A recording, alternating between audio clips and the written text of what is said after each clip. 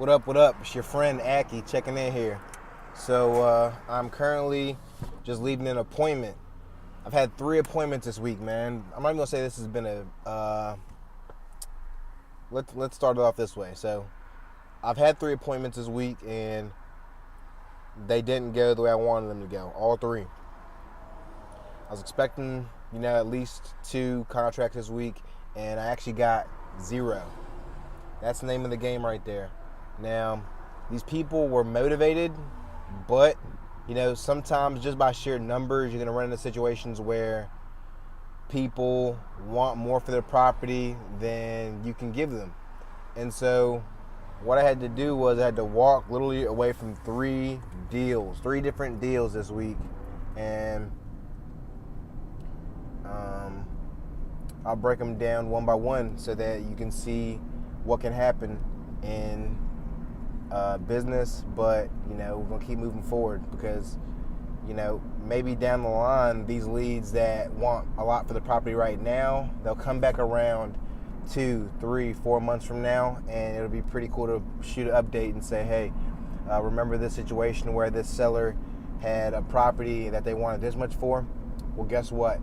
XYZ happened, and they can sell for this price now. So that's going to be something that we're going to look forward to in the future, but not really counting on it. So the first situation, this seller was actually in a divorce, and the property actually needs to be sold just due to her wanting to downsize. And the reason she wants to downsize is because it's only her and her puppy in the house, and it's a 3-bedroom, 2-bath.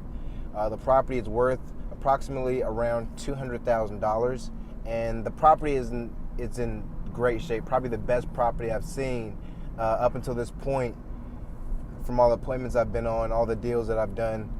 Definitely the best I've seen, just because it needed no work. And she even went as far as this was a really, really crafty lady. You could tell that she had some artistic skills. Probably was an interior designer in her past life. So the property was just on point. Looked like something from a movie. So she wanted all $200,000 for her house, and this lady's been a realtor before, and she figured she'd try the fast route with going with either a wholesaler or an investor, things like that. But I let her know up front that, hey, we wouldn't be able to give her full ARV, and she still tried to weasel her way around to get in that price. And I let her know, hey, I couldn't do that. But that's what happened with that. Really sweet lady.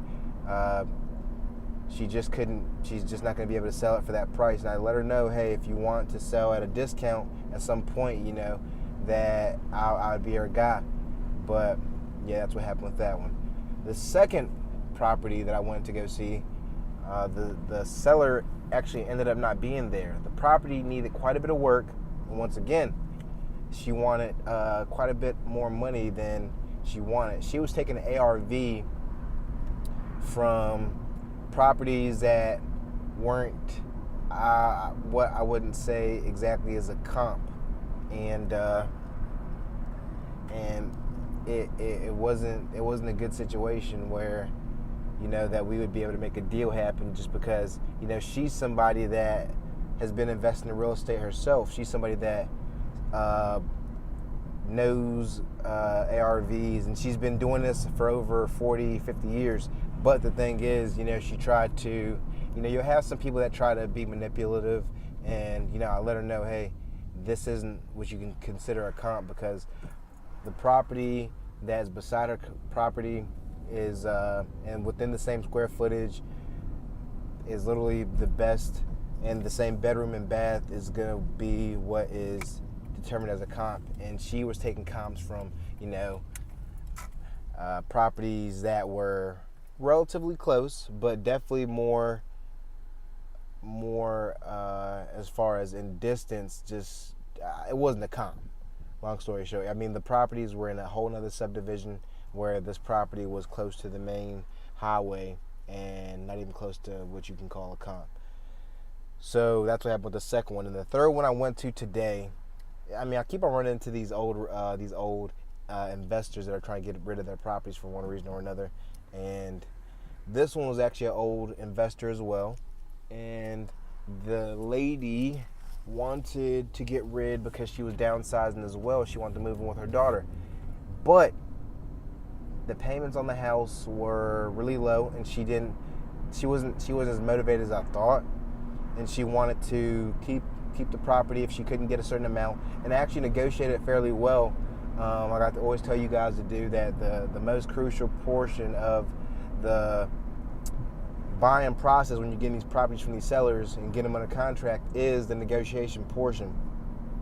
So we were talking, and it came down to, establish rapport, which is the number one thing you can do when it comes to negotiating. So I established a rapport, and we went ahead and started talking about numbers. And she said, "Hey, it's worth around 74, and I'd like it for 60." And I said, 60, ooh, that's a little steep. I let her know, hey, that number wasn't something I'd be willing to pay. I showed her I logically explained to her what the repairs were going to cost in terms of the roof. She needed a new roof. She needed new carpet. I told her this was likely going to be a flip as opposed to rental, because rental condition, you can get away with a lot of just cheaper material, I guess you could say. Because in that area over there, all the houses around it look really good, look really nice, and I told her that you can't get away rather with stuff from just cheaper hardware stores where you replace building materials with. And she was really stuck at the price of 60. I said, hey, don't forget we're paying cash. We're you got to explain to them the process that you're going through, that you're going to do. The service that you're providing for them, that they're not paying any realtor fees, things like that. And she went down a little bit more, but it still wasn't at the number that I needed to not only give the investor room for repairs, room for profit, and then myself a profit. Those are three things that you need to keep in account whenever you're making your offer on price, whenever you're giving them your maximum allowable offer, and it just didn't work out in that fashion. So one of those appointments, like I always say, I have a video just describing why it's important to go on as many appointments as possible. You put out the marketing dollars in terms of mail, and you go on these appointments, and it's just going to bring up your confidence, and it's going to bring up your skill level. So yeah, man. I talked to one of my mentors today, and she let me know, hey, you're doing a good thing, you're doing a good job, and to keep moving forward, because these appointments today may not turn into cash today. They may not turn into deals today, but it's definitely a lesson from each one of these different appointments that I went on, and I'm just going to continue to move forward. So like I said, I'm no veteran in this. I started literally less than a year ago, let's say 7 months ago. So I'm still learning. I'm still trying to piece things together and talk to you guys as I learn more. So any questions you got for me that I can answer, I will be sure to hit you guys up in the comment box below. Like the video if you haven't already. Subscribe to follow me on my journey to 6 figures. That's the goal here.